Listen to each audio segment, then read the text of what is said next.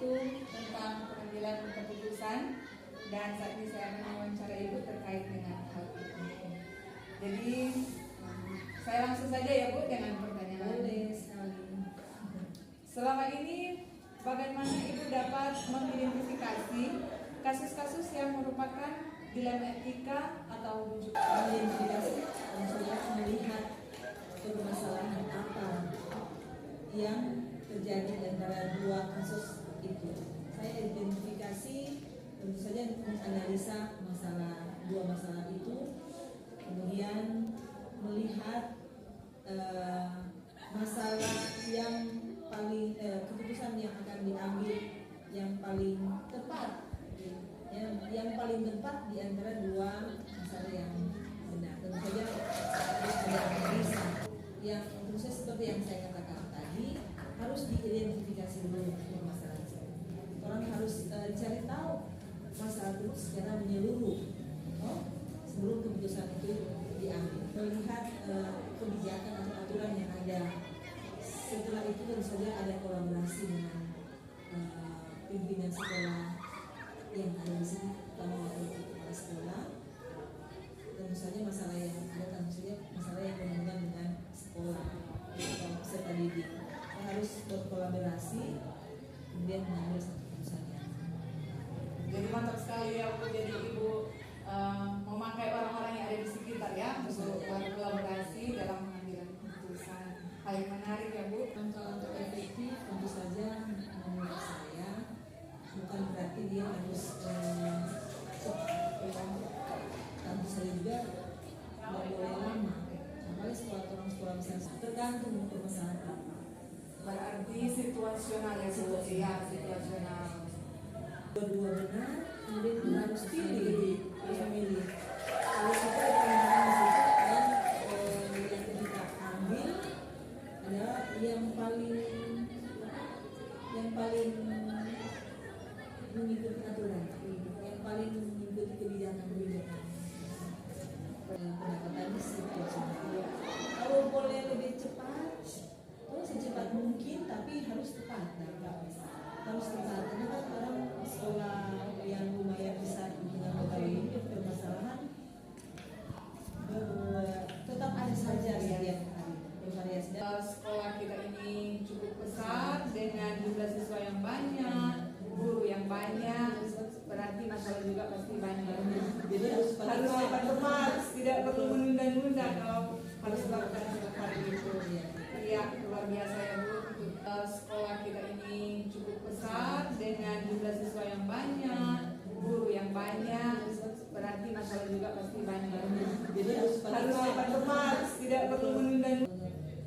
Kawan terdekat tentu saja adalah aturan atau kebijakan pemerintah.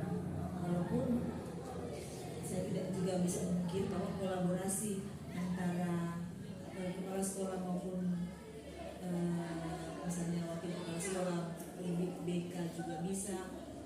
Ada juga guru-guru yang bisa memberikan pendapat, tidak bisa dipungkiri, itu juga ada. Tapi menurut saya untuk mengatasi masalah yang urgent dalam waktu paling tepat, yaitu harus paling ambil keputusan yang paling tepat, yaitu yang sesuai dengan aturan dan kebijakan yang hari itu. Pembelajaran yang saya petik yaitu satu saja, kalau kita ikut aturan, ikut kebijakan pemerintah sesuai masalah. Walaupun dalam juga seperti kita bilang tadi memerlukan kolaborasi, tapi paling tepat, paling aman ikut aturan atau undang-undang kebijakan yang berlaku.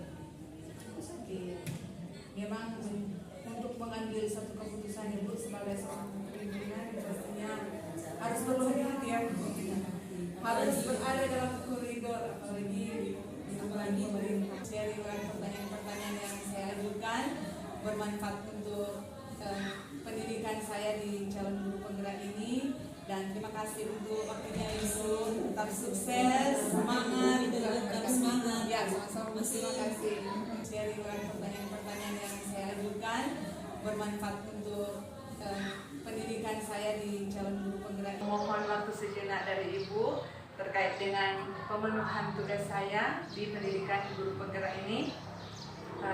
Ada beberapa pertanyaan yang nantinya saya akan ajukan kepada Ibu sehubungan dengan pengambilan keputusan Ibu sebagai pimpinan di sekolah. Ya, lanjut ya Bu, di pertanyaan pertama. Nah, selama ini bagaimana Ibu dapat mengidentifikasi kasus-kasus yang merupakan dilema etika atau kasus bujukan moral? Ya, terima kasih. Memang berbicara dilema etika itu adalah situasi di mana seseorang itu mengalami keadaan yang benar lawan benar, dan sementara bujukan moral adalah situasi atau keadaan di mana benar lawan salah. Nah, tentunya dalam setiap kita melakukan tindakan seperti itu, kita sebagai pimpinan kita harus melihat situasi, tentunya sama-sama penting, sama-sama baik atau punya tujuan yang baik. Tentunya saya sebagai pimpinan harus mengambil atau melihat skala prioritas mana yang paling penting dari keduanya, sehingga yang paling penting itu saya dahulukan. Langkah-langkah saya tentunya yang paling utama sebagai pimpinan, misalnya dalam suatu situasi atau kegiatan, tentunya kan itu sudah ada pemberitahuan sebelumnya.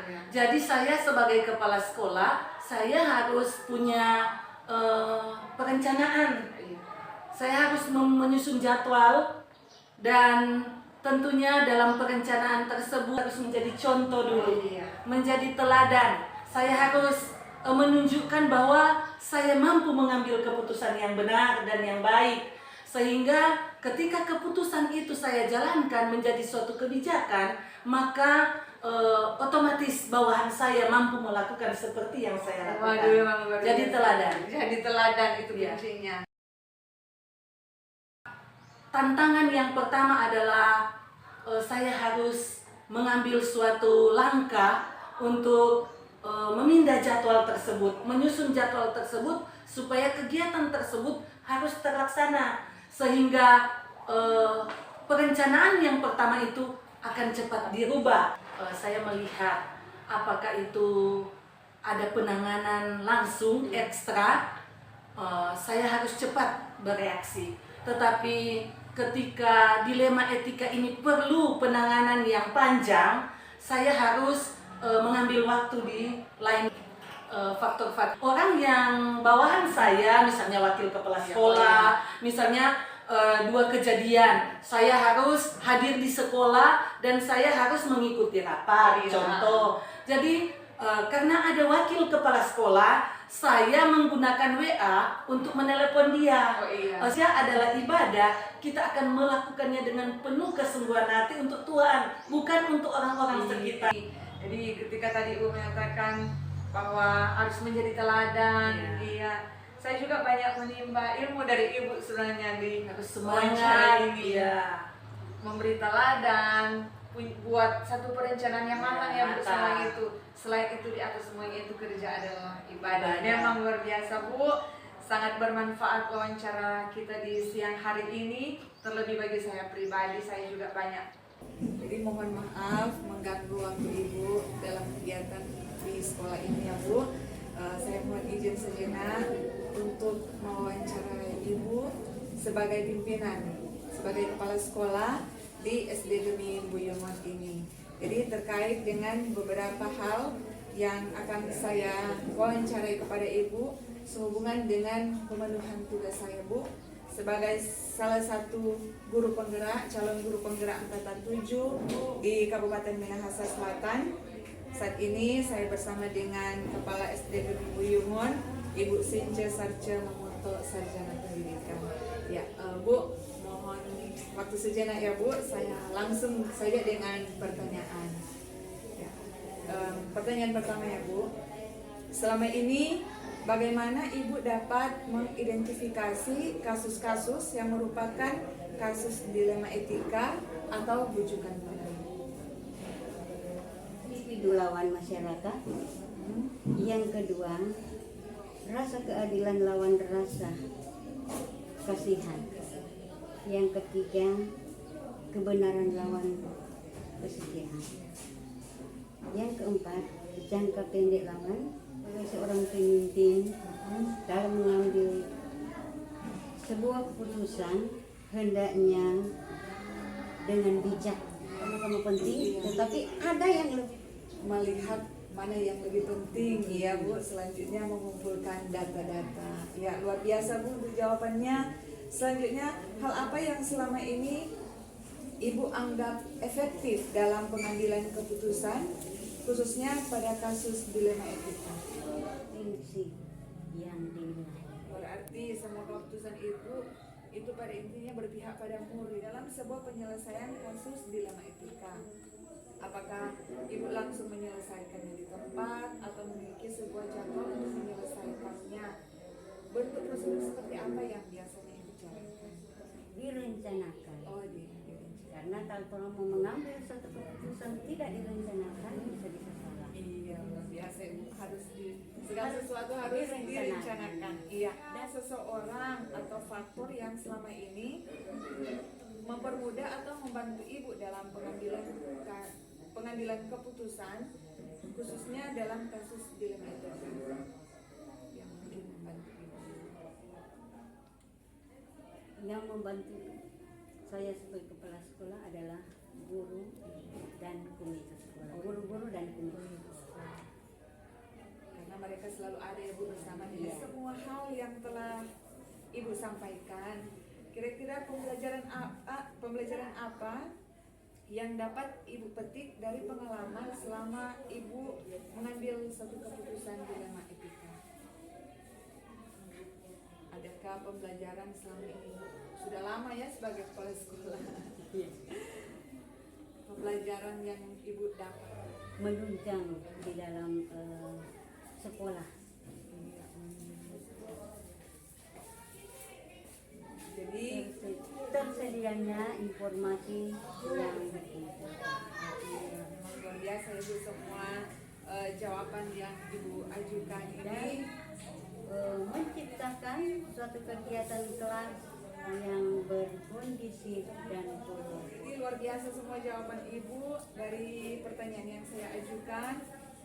Kalau di sini saya dapat kesimpulan ya Bu, ketika Ibu mengambil satu keputusan harus melihat mana yang paling penting, yang prioritas itu yang Ibu putuskan. Kemudian tidak lupa juga melibatkan guru dan komite ya, berkolaborasi ya Bu bersama komite dan kepala sekolah untuk pengambilan keputusan yang pada intinya juga di bagian akhir saya dapat merekam bahwa keputusan yang Ibu ambil berhubungan dengan minat bakat anak, berarti keputusan yang Ibu ambil itu berpusat pada murid. Dan yang pasti dalam setiap keputusan yang Ibu ambil tidak lepas mungkin dari sikap tanggung jawab ya Bu. Sebagai terima kasih untuk waktunya sudah mengganggu dalam kegiatan aktivitas di sekolah di pagi hari ini dan sudah membantu saya dalam memenuhi tugas di calon guru penggerak. Sekali lagi terima kasih ya Bu untuk waktunya. Tuhan tidak